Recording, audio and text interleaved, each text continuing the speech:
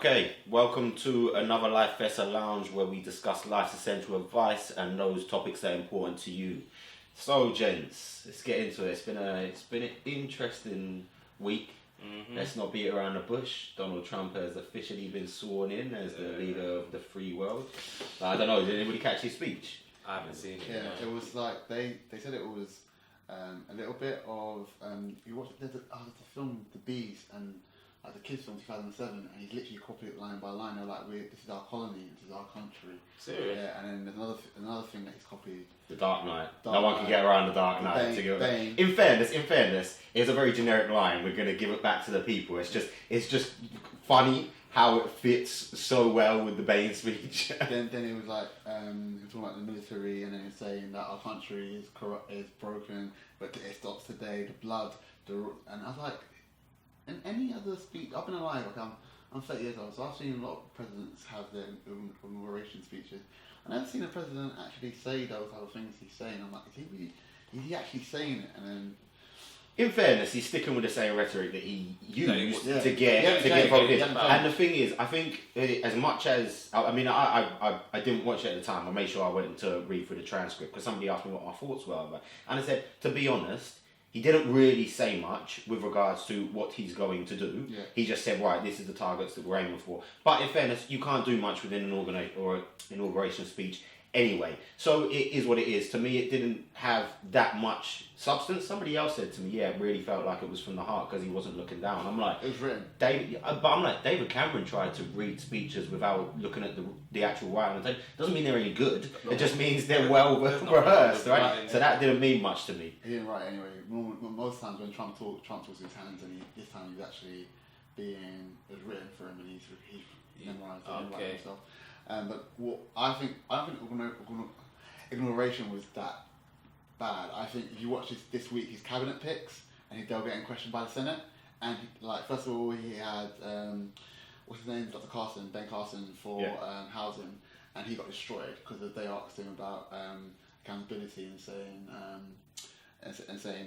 would it matter if Trump profited from the housing scheme? And he goes, as long as all Americans are. As long as housing works for all Americans, I don't mind someone profits from it. I find it incredibly difficult the way that he's handled, the way he's come from a business background, and the way he has handled what he's done with his business to give it to his son, and the way he's meant to detach himself from his business. Well, that's when you say he's meant to. That's what previous presidents done. They can't kind of mandate it, but the expectation is you will do that. Okay. When he's given it to his son, he's kept it within the family, right? And he's building a lot of his cabinet with family members. I think he's going to find it very difficult to make any decisions which are viewed as being impartial just because of the way that he's set it up. Yeah. But to me, as I said to people, I'm like, look, it is what it is. I think in general, most people have come around to it. It's like we were talking about it. You're like, people need to stop jumping at everything he says, and I think to a degree, people have kind of just accepted this. I think for me, what this represents, and it's the same as when we done the show on Brexit. Because when you listen to Theresa May's Brexit speech, which she did this week as well, versus Trump's speech, they have a lot of similarities. I'm going to give America back to the people. We're going to become a global power again. Brexit, I'm going to give it back to Brits, and we're going to become a global power. They're very similar, but that's because the voters that voted in each instance for Trump and for Brexit are quite a similar demographic, despite the fact that they're on different nations. You're trying to be polite and say they're not loving foreign voters. They are loving for voters, and both of the speeches are populist speeches in the sense that they don't actually say anything; they just fluff. I think it's unfair to say they're low info voters. I understand what you're saying, but the bottom line is that both of these instances were won by the party that went out there and said, okay. As you would do with sales, if I'm going to sell to somebody, I'm going to identify the audience I want to sell to and the best way to sell to them, right? Now, what Donald Trump did is say, right, these are the people who are angry, this is what they want to hear, I'm going to go out and deliver the pitch that they want to hear, and then they're going to come to the polls with me, right? Yeah. He did that. Yeah. The Brexiteers, Nigel Farage, when I'm going to go and speak to all those Brits who are at home complaining about we're losing our country, the rest of it, and he got the votes out of it. It's no coincidence that in both instances, both of these votes were won by people who come from a business-based background. That's not a coincidence. But I think also it was a bit of arrogance from the pro-Europeans and I think it was laziness. Arrogance and laziness. I think a little bit of arrogance that Hillary Clinton didn't think that she needed to actually say policies because she thought Donald Trump was that bad of a candidate that she could just beat him. But the argument was, it wasn't vote for me, was it? Don't vote for him. Yeah, and same thing with Brexit. And Brexit was the same. David Cameron was marketing to the people who already wanted to stay in the EU. But this is what I mean. It was won by the savvy people, and like I say, it's no coincidence they came from a business background because they used that mindset to say, "This right. If I'm going to win this, how am I going to win it?" Mm-hmm. And they went about setting out a plan that could address those people. So again, it's no coincidence to me that it happened the way it did. I mean, it's interesting that both that speech and this happened in the same week, and then you've got the first person since he's been put into power to go and meet him, the first actual foreign leader, is Theresa May. So again, I mean, they were saying that Theresa May and Trump are going to kind of like Thatcher and Reagan, which is scary. Well, it is what it is, right? But this is, as I said before, I think it's one of those where it's at a point in time where it's more imperative than ever for people to say, do you know what, I'm going to stop relying on the economy to try and save me. It's for me to now take matters into my own hand, because the bottom line is changes will come all the time, right? We happen to have had two massive changes that were decided in 2016 and will be implemented. Brexit won't come till 2019, which means I've got a couple of years to find out another place to live. And then you've got what will happen with Trump. But economic changes will always change. And the thing is, what you'll notice is the people who are in business, they're not throwing their toys out of their pram and saying, well, it's the end of the world. They know that they just need to adapt, but they've always needed to adapt. You've always got kind of two people in the world. You've got obviously a lot more than two kinds of people in the world, but you've got the excuse makers and you've got the solution finders, right? People who are looking for a solution will adapt to their environment and say, well, do you know what, this is going to change, this might change the business, this might change the market, but I'm going to adapt and I'm going to flow with that. Then you've got the excuse makers who are going to say, well, I was told that Brexit would fix this and it actually doesn't fix this. Oh, look, now I just found another excuse. And you've got the Trump voters who have said, well, I got told this was going to change the country. And if he doesn't change the country, they're just going to complain like they were complaining before. So for me, mixers and changers, all this is that the scale and the sheer vastness of the changes that have come about, and the fact that maybe people didn't quite... I think some people did to a degree expect them, but we were still all surprised when they actually happened, meaning that this is that moment in time for you to just say, do you know what, I need to go and make it for myself. And I think they were talking about it on a brilliant idiot. It's a funny one when they were like, if this has taught you nothing else, it's teaching you, if Donald Trump can become the president of the United States, this should teach you more than ever that anything is possible, right? Yeah, it's crazy. I think it's a time, it's a watershed moment in history. With like Obama was a watershed moment in history, and there was like hope and chance. It's now a watershed moment in history where, just like 1933, and I'm not likening Trump Hitler, but I'm saying it is a moment in history where people have to start looking at themselves in the mirror and saying, this is my one life, I can't rely on the government, this is me, and you go out and do it. Opportunity exists for the people who choose to stick their hands out and take it, right? There's opportunity in everything. In any economic, even in 2008, there's opportunity there for people. And a lot of people have become rich after 2008's crash. There's opportunity in 1930s. 1930s, a lot of people came out in 1930s richer. There's opportunity for them. Whenever there's downturns and upturns in the market, there's always opportunity.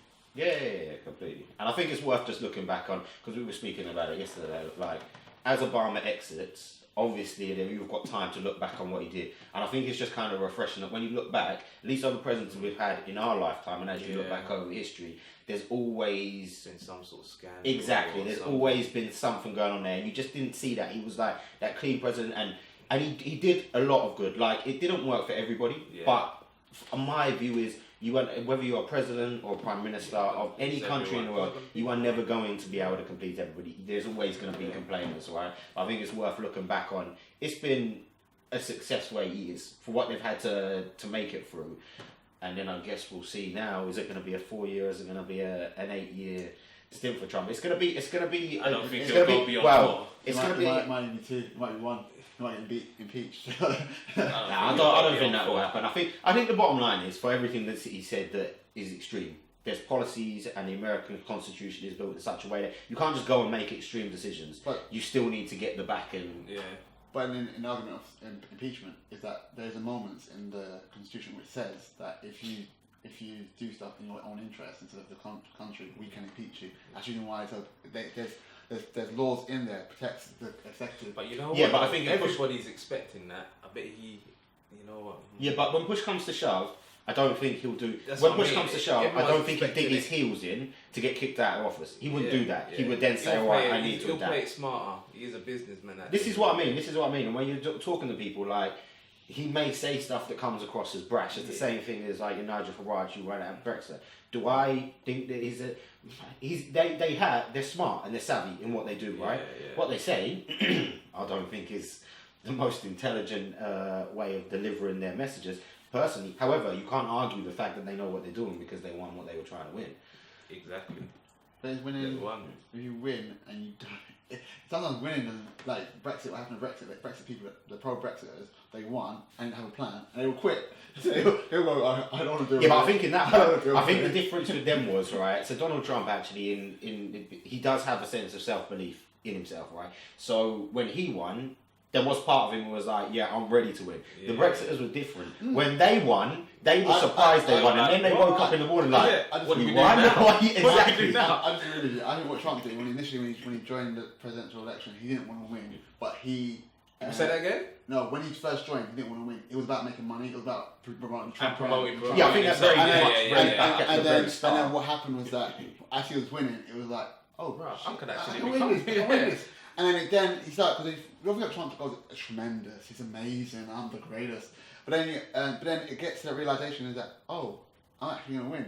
And then when he won the election, he went to the White House to meet Obama, and Obama telling him all the president does. He managed to, he was like, understand the scale of the job at hand. This job is a lot.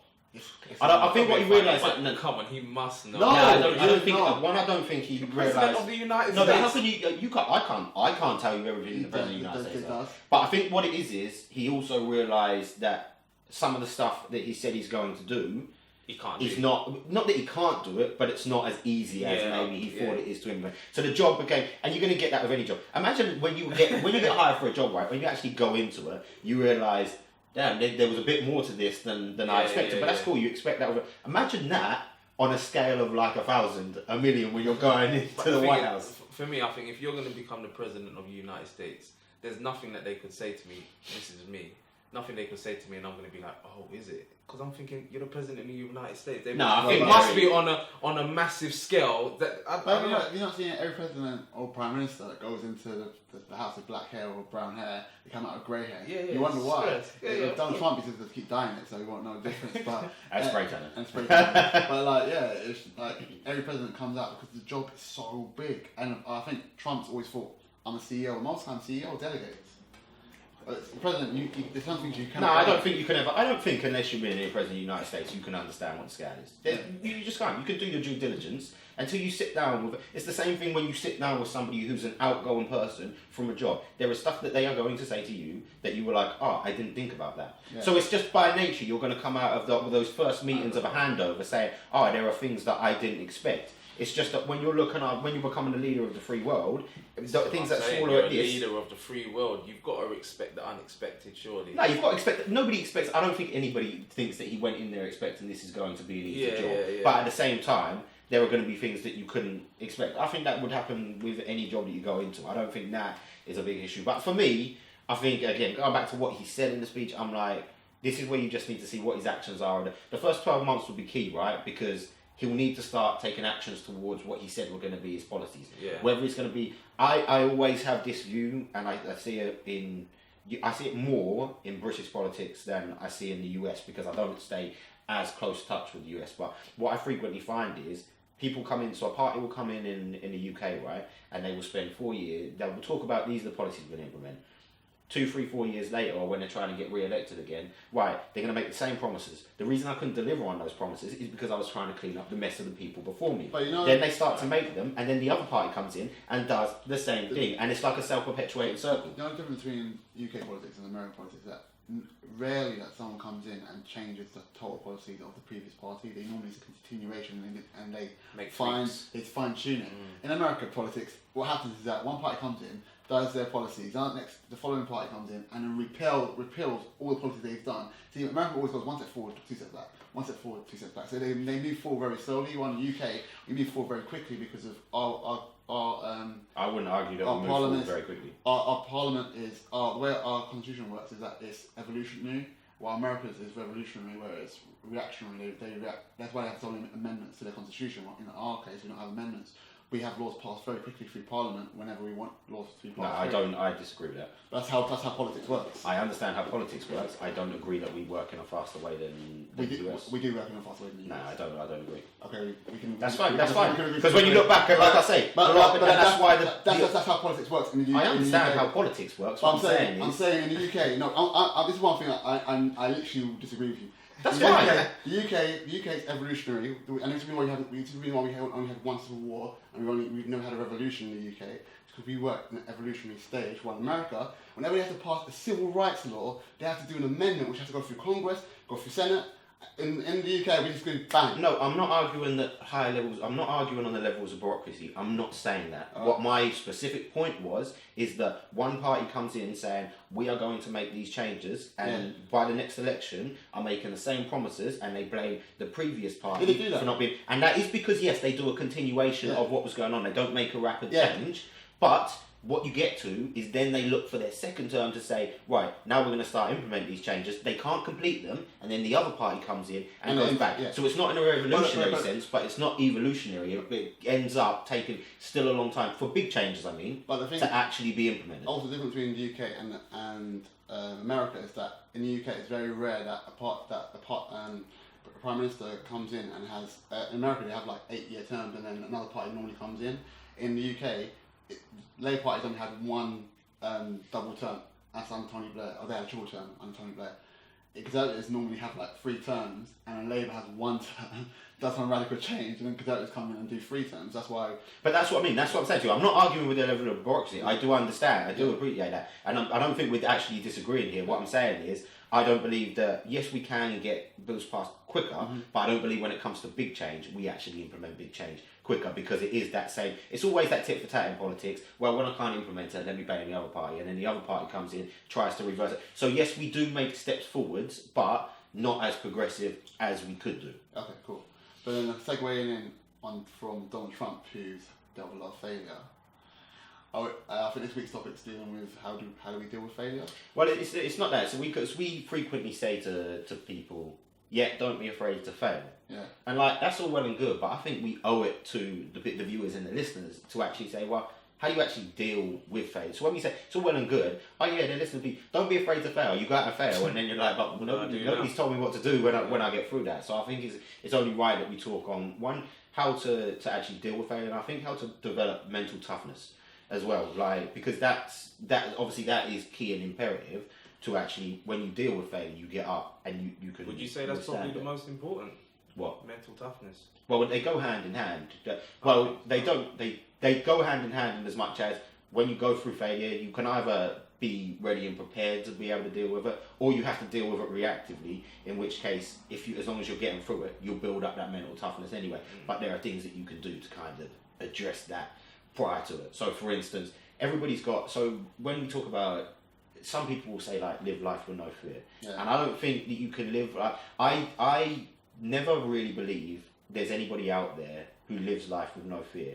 I think the difference is the people who seem like they're fearless are not fearless. They have a fear, but they have the courage to overcome it. And it's funny. So we spoke on the Dark Knight Rises about Bane, right? Yeah. But it's funny in that when they're talking about when he's trying to make it out of the pit that he's in, he's like, you don't fear death. And you think that makes you strong. It makes you weaker. Exactly. He's like, how can you move faster than possible?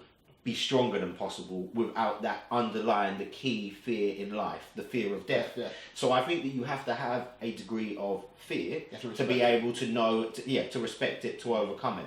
But what people don't deal with is they try to hide from their fears. And I think he had to put his fears right in front of him to be able to overcome that. And I think what people do is they have fears that sit in the background, but they don't deal with them. And I think in order to develop that mental toughness, you need to say, right, this is a fear.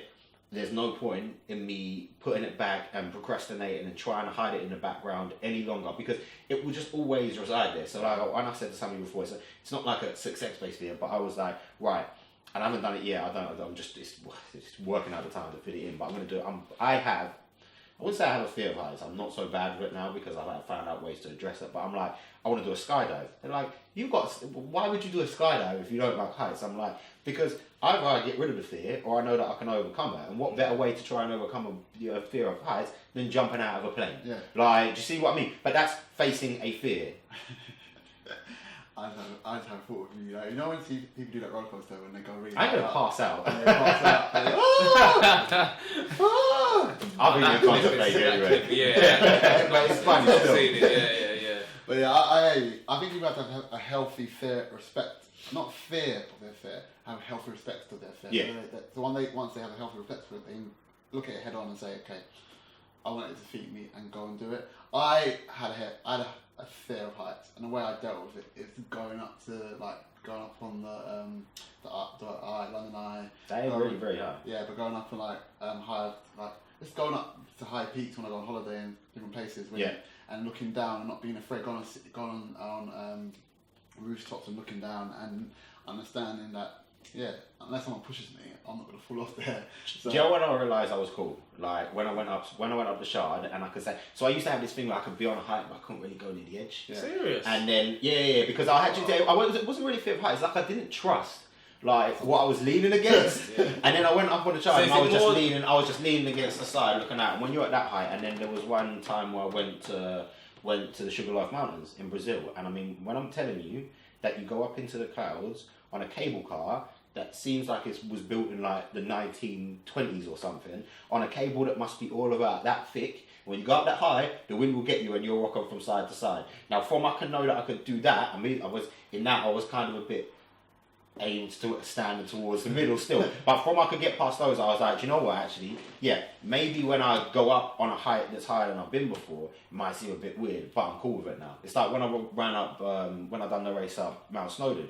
when I got to the top, there's one point when I'm running down, and I tell you, whatever they say about going up a mountain, coming down a mountain, it's so much, when you're running, I'm paying attention to every footstep because it's all rocky and stuff. And then I look to the side, and I'm like, if I was to fall right now, it's a long ass way down, right? But that's when I realised. So that's what I wanted to ask, because I don't have the fear of heights thing. But is that what it is then? The fear of height is the fear of falling? Is that I think I can't tell you that. Everybody's got a different feeling of it. What's yours then? With your fear, is it the fear of falling? Or it's also sometimes like how grandiose it looks from up there. So people look so small, and you're looking over, and you're like, wow, it can blow your mind. Like, and if I'm in an airplane and I'm looking outside the window, I don't feel scared. Yeah. But if I'm over the edge of somewhere really high and I'm looking over, it can like go, whoo, okay, catch you and go, okay, so that's a bit high. Mm. And then like you deal with it by going, okay, cool, I'm cool with this. It's not that scary. Cause I did Go 8, and Go 8's not that high, but it's a mental thing. Always wanted to do Go 8 because like when you got the trees, like. It's a mental thing that you're strapped to the cable. Sometimes you forget you're strapped to the cable. Yeah. So the way I dealt with that is I didn't look down. Yeah. Every time I was doing something, I just went look forward, and the heights didn't scare me. Yeah. There's only one part when you have to jump from one part to like a net, and that's like having the faith just to let go and just jump into the net, and you're going from a high height. And it was. I learned there I wasn't scared of heights. Those things don't scare me. I think a lot of people's like number one fear a lot of people have is death because of the unknown. I think the same thing with heights is that it's the unknown as you fall. It's that unknown. It's the unknown people get scared of. I think the same thing with most fears. It's not the fear of it's the most fears are based on unknown things. It's where they have a fear of death. Death is the reason why people have a fear of death because they don't know what's going to happen next. And the same thing with business or in life. People have fear of marriage because they have a fear. They have irrational fears. Not irrational, but sometimes irrational. But irrational fears based on stuff they don't know. So if they say, "I won't get married because I fear that I won't be able to be a provider," so that's an unknown know or belief that you can be a provider. Yeah. And same thing with business. I don't know if I can go into business because I don't believe that I can deal with people. and it's a fear of the unknown.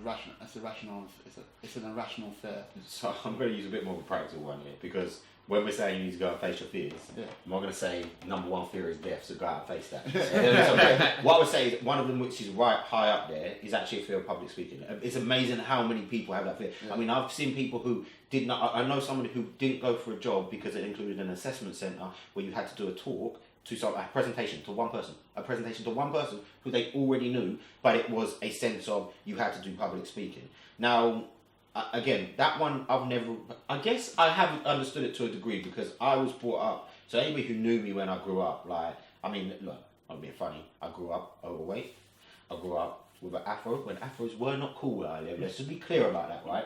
And I used to study at school, so when studying at school wasn't cool again either, right? I had the perfect combination of no game, no guile, like literally zero street cred, right? So I was shy, like, coming up. But then as I've grown into it, so now whenever I've got a chance to speak public, I lust for it. Like, I love speaking public, but only because the first time you step in front of somebody, you have a degree of nerves, right? But the way to get over that was any opportunity that I had to deal with it.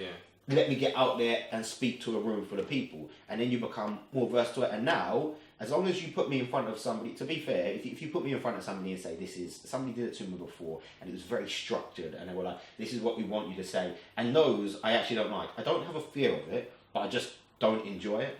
Put me out there in front of somebody and say, speak about a topic that's passionate to you. I'll speak for hours and hours. It will not bother me if it's 100 people, if it's 500 people. It won't make a difference to me. Because at some point in time, I had to face that fear. And again, that is one of those fears where I've been able to put it to bed. That's not even it's an underlying one there. Like, I think you'll always have an element where you stand in front of people, they might throw a curveball at you. But again, you've learned to overcome it. So I think the underlying prospect of it is, apart from nobody going, I'm not endorsing anybody to go and try and face the fear of death. Like, but whatever your fear is, pull it out from the shadows and work out, right, what can I do to actually address that fear? Because you'll find when you address it, one, it's not half as big and daunting as you thought it was going to be. And two, if you can take something that was generally had you quaking in your boots and work out a way to overcome that, you are building up that mental resilience, right? It's a way of dealing with that, so that when you come to, again, looping back to the topic of dealing with failure, you've built up a level of, I can overcome this, so I can definitely overcome this. How do you overcome the fear of rejection? Have any of you had rejection, like from like females or from jobs, or how do you deal with rejection? A lot of people have said it. No, but imagine that you want something from someone and they reject you. Then you say you face it. So when you face it, what I mean is you face it. When you pull your fear out and you face it, you realise it's not as big as you thought it was. So when you have a fear, conquer the mind exactly. When you have a fear that starts small and you put it in the background and you just overthink about it, it just becomes bigger and bigger and bigger until you deal with it. So if you've got a fear of rejection with women, right, then just be prepared to go across a room and speak to a woman, and she might reject you. But once it happens, you realise, geez, that wasn't as bad as I thought it was going to be. If you've got a fear of going for a job and you don't get it, then you go into the interview, you didn't get it, you wake up the next morning, your world does not crumble. So I'll say that, to elaborate what you're saying, that the way to get over fear is to make it, to attack it and make it into habit. So if you're fear of pointing women, talk to 5 women a day, so then eventually that fear becomes nothing. Same thing, if you have a fear of public speaking, practice speaking every day, so then eventually it becomes nothing. Or just go out there and try and attack as much public speaking as you can. Find out a way to face it. The way I see it is, you know that saying, what doesn't kill you makes you stronger. So it's, you're still going to live tomorrow. You're still going to be here tomorrow, and you can overcome this. You just got to sort of conquer the mind and take it from there. And that's the same thing I said when you're in the gym. You're in the gym, right? And leg exercise, right? You're in the gym, the way to conquer it is to actually attack it. Because if you think that, especially with, like we say, squats is like people naturally have a fear of doing leg exercises. They don't mind working out their arms and getting their arms big, but legs always scares people. I think a lot of it's mindset, and also it's the getting over it. So the best way to deal with it, and it's how I dealt with it, because I trained 5 years without training my legs, and I'm like Johnny Bravo. And the way I attacked it, one of the reasons why I became fearful of training legs is because I was feared I feared what other people thought about me doing it. So when I was doing it, I was like, okay, this guy had big up the top and skinny legs, and then I'd be scared of watching me. The way I overcame that was to attack it. So I made legs the thing that I wanted to work on. I already had big arms, already had a big back. Let me start working on my legs. And I used to go to the gym and I'd say, okay, today I'm gonna do legs. Then tomorrow on Wednesday I'll do my legs on Monday. On Wednesday I might do chest, and on Friday I'll do legs again. So it became part of my routine, and then I became more comfortable and confident in my legs workout. Then going up in weight, I said, all right, cool. If I keep doing it up in 10, 5, 5, I'm not going to get where I want to get as fast enough. So I just attacked it and I went heavier. And I use safety nets in the sense that I use the bars. If I drop the weight, the bar will be there. And I use people that were good at squats to help me and perfect my technique. And I think that's the way you overcome your fears, is to do it so it becomes a routine. If you have a fear of speaking in public, go out there, practice in front of the mirror until you get confident and used to it. If you have a fear of meeting new people, a lot of people have a fear of meeting new people. They're not as confident as us, so they get shy. Talk to new people every day. If you're on a train or on a bus, just talk to people. People like in London, it's a bit weird. If you're up in Manchester, people do it all the time. But if you're in London, if you see someone on the train, most people don't want to be bothered. But if someone's just sitting there and you make eye contact, just talk to them. Talk about weather. Talk about anything. You find that the more you do it, the more confidence you get with dealing with people and talking to people and communicating.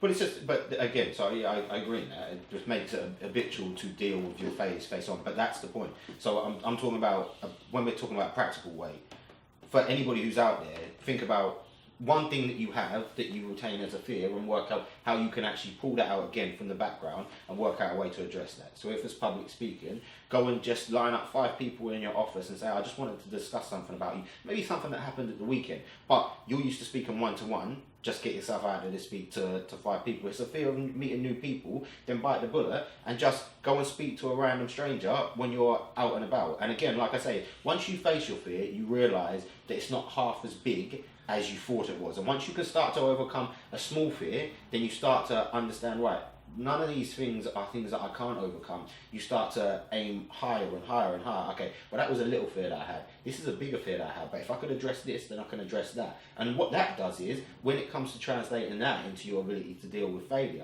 you can always look back and say, well, I've got a track record of being able to overcome challenging and fearful situations. Therefore, whatever this hurdle is throwing at me now, I'm strong enough to overcome it.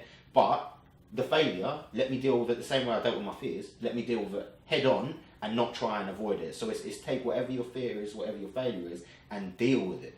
Like, the thing is, you see, so you've got a fear, and then you try to do something, and then you fail.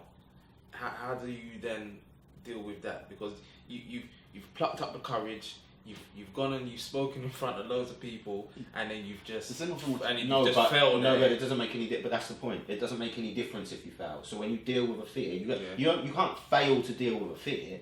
Like, if you go and speak in front of people and your speech isn't good, then what you realise is the world doesn't end if your speech isn't good. Yeah. That's what I'm saying. You realise that the fear is not as big as you thought it was, and in doing that, you start the point I'm making there is that somebody's fear of public speaking is a reaction. That's what it is. Yeah. That's what their fear is. Is the reaction that they're going to get is not going to be positive, or you might have people snarling, or might have people leaving.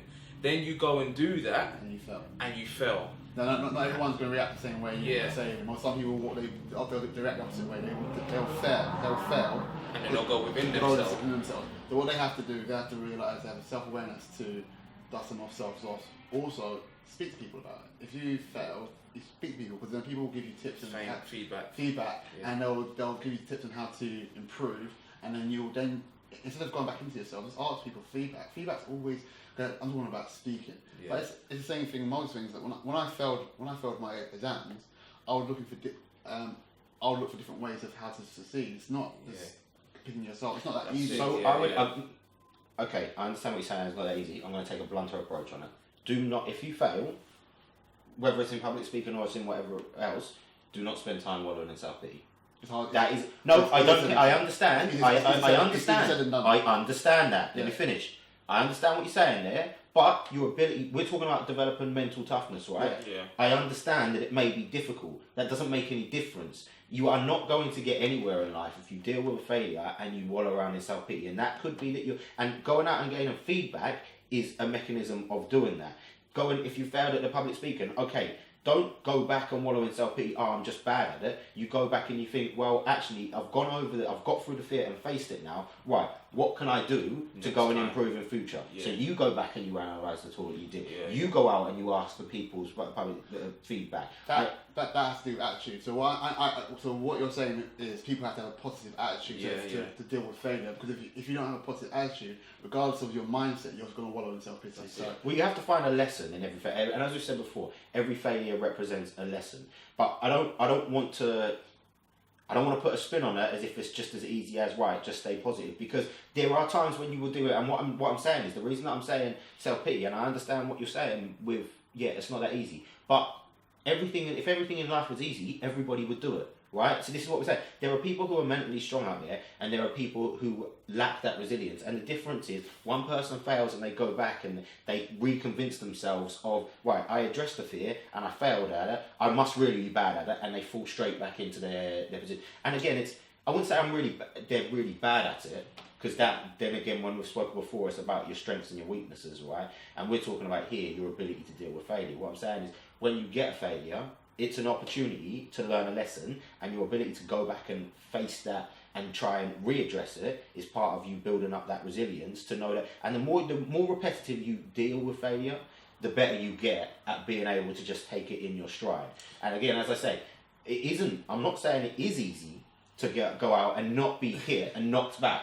There will be time where you have some reflection. I just think that you've got to have certain characteristics as well to want to be able to, because I remember, and it's always stuck in my head, I had a decent position in the company, and the director had this big fish into his office, and he called me in to give some advice. And I walked in, but I didn't know what was happening. Walked in, and he said, and he threw a question at me, and I knew the answer, and I froze. Yeah. I can't tell you why I froze, but I froze. Yeah. And I was just like, and I walked out of there feeling like the biggest failure on earth. I walked out there just like, and it killed the rest of my day. But what did I do? Exactly the sort of stuff what you're saying. I didn't wallow in self-pity.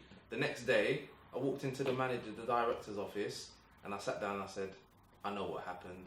And I faced it head on, and I spoke to him about it, got some feedback, and then you know what? It wasn't even that bad. Yeah. When I spoke to him, I realised he didn't really think I had flopped as much as I thought. But you see what I mean? In that example, you've just encapsulated everything that we've just said. Yeah. It wasn't as bad as you thought it was. Yeah. You held yourself to account rather than saying, well, I'm going to shy away from it. Yeah. And you dealt with that. And when you spoke to somebody about it and went back, you were like, well, hold on.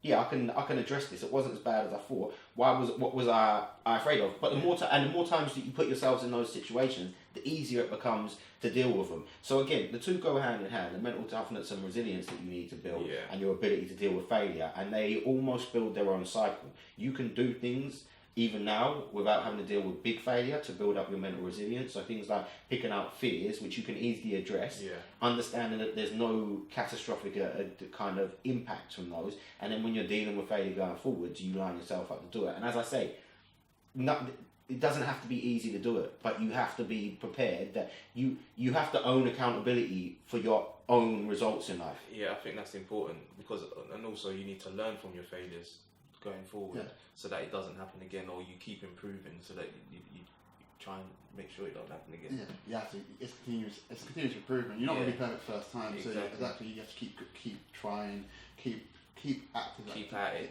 Persistent. You have to be consistent. A lot of times persistent and persistent.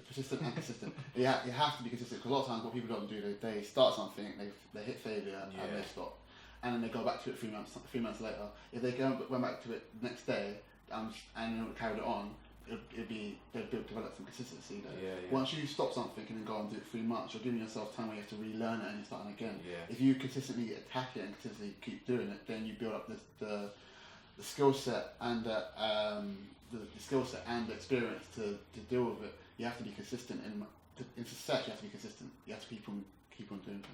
I think when it all boils to the fact that you've got to sort of control your mind in a certain way, because you've got to be disciplined. But that's what I'm saying. Like with the deal with failure, you have to.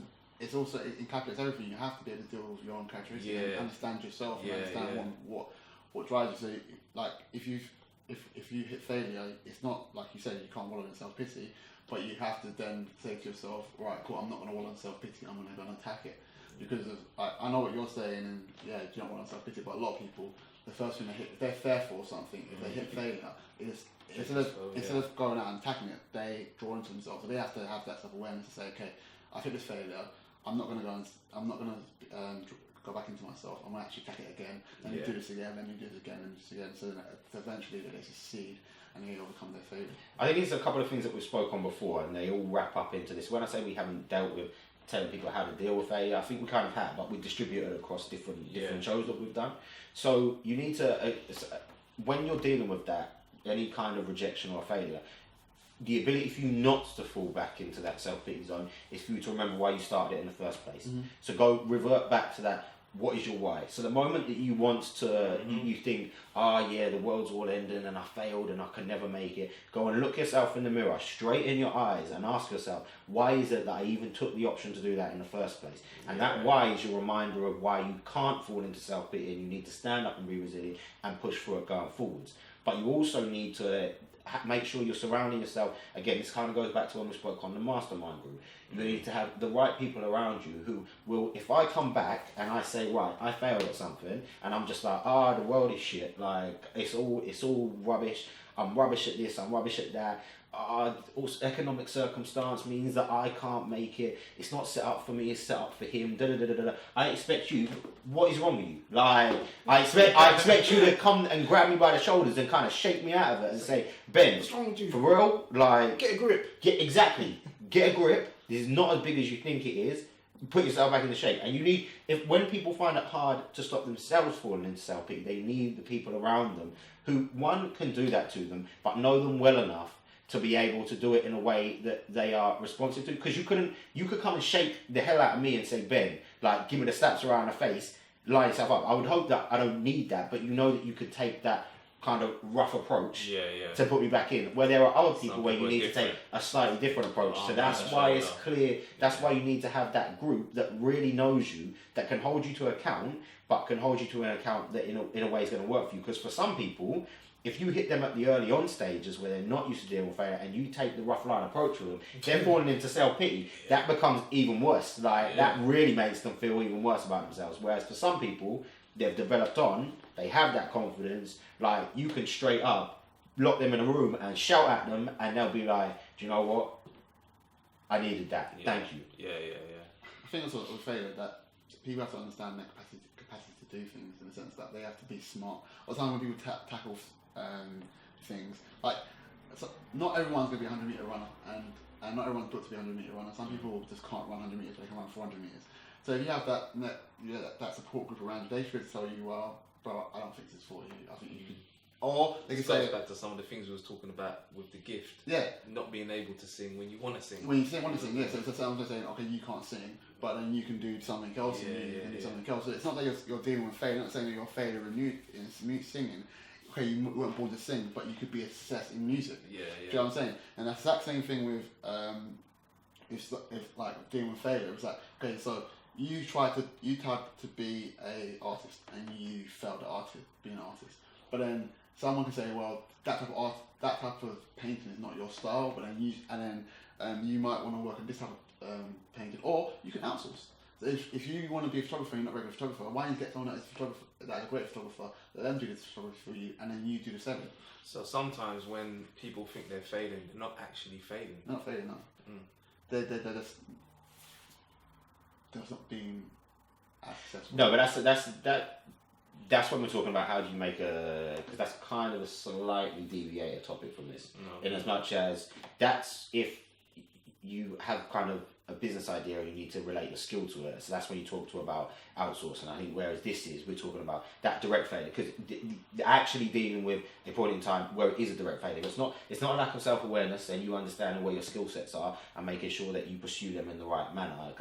And that comes back to some of the topics we've had before. That's about working effectively. This is about speaking to people about, right, somebody's watching this and they've just had a recent failure and they're sitting there right now, they can't get out of bed in the morning because they're like, all the work, exactly. And that is where it comes, and it all comes down to, and again, there are three critical pieces to me where it comes down to, your mindset is one thing, but your ability to act is the other. And we've focused on this before. I'm like, I believe that it all starts with you having the right outlook and the right mentality, but I believe it's lazy for people to stop and just go around with the whole secret thing, like if I believe it, then I can bring it into life. Yes, but only if your next steps are followed by action. And it's the same thing with failure. You need to adopt a state of mind which says, I'm not going to be defeated by failure, but that's only applicable and that will only work if you back it up with the action to say, right, I'm going to deal with the failure. If I get knocked down, I'm going to pick myself back up again. Mindset will only take you so far. Nothing works without the action that backs it up. And having the why. I think that's important. When you touched on that, I'm just thinking to myself, if I've failed at something, what's going to push me to then keep going is knowing the fact that this is the reason I started this in the first place. I need to keep going. Do you know what I mean? Everyone should always have their why as their reminder for everything that's going to push you in life. Whether that be with dealing with your failure, or whether you make it the top spot and you need to remind yourself of why you need to keep persistent. You always look back to that why, but yes, it becomes slightly more imperative when you get to a point of failure and you're like, right, what are the reasons that I need to pick myself up?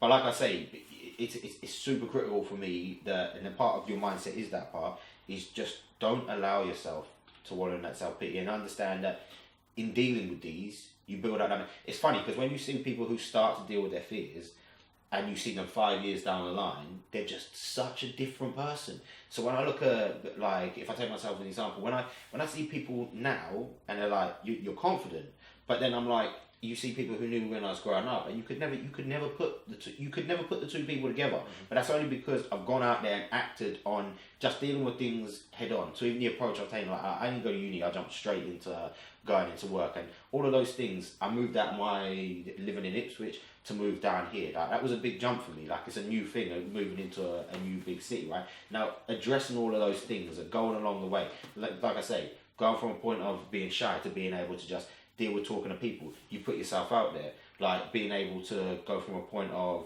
not even being able to manage myself to then being able to go and manage people, like all the things that it takes. Right, I'm not good at this, so to get better at this, I'm going to have to develop learning in this area, like all of those things. And it's just, once you start facing your failures, when you look back further down the line, you cannot imagine the person that you were before. You're like, really, I was like that? And then you look at where you are now and you're like, I've just built up that resilience where now when stuff hits me, I will never be in a position where I act like I acted right back then. Because like I say, when you pull most of these things out, you realise, however big the failure seems, it was in my mind, it was a hell of a lot bigger than when I actually faced it. And then you're like, that wasn't actually as bad as I thought it was going to be. And like I say, when you can deal with one failure, you start to emphasise the fact that you can deal with many failures going forwards. And it does become something where you just look at it as a lesson, as opposed to something that stops you. And that's the difference. When you move from a mindset of failure is a reason to stop, as opposed to failure is an opportunity for learning and development, then you completely change the way that you approach life.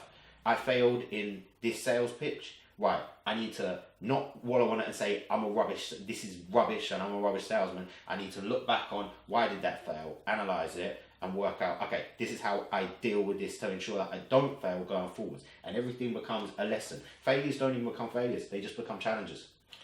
The way I sort of deal with failure, like personally myself now, is say I might fail at something, I sort of think along the lines of sort of what you've just been saying. I sort of think 2 years down the line, I'm going to look at this situation and it's not going to be as bad as what I'm thinking it is now. So why don't I just start acting on it and try and progress and keep moving forward, so that when I get to 2 years and I look back, like what you're saying, I look back at myself and think, wow, look what you did. Like, you had that failure, you dealt with it, and then now you've progressed and this is where you've become. So I sort of try to look forward all of the time and think, perspective and context. And that's part of not letting yourself fall into self-pity. When you think when you're like, oh, the world's all falling down around me, take the decision to kind of step back and look at it with a larger perspective on how that affects you in the grand scale of things, and the context of the actual fear that you've got and the actual failure you've got, and how that fits into your overall life. And once you can do that, that's when you realise this isn't as big as when it happened.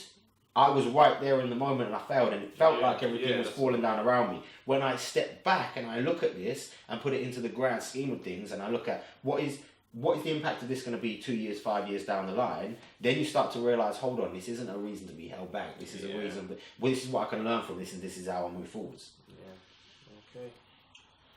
Anything else to add there, Mr. Josh? No, I'm alright. You good? No, I think it's been a good one for this week. I'm looking forward to the upcoming week. Already got some challenges ahead. I'm not gonna lie, it's been a massively busy start to the year.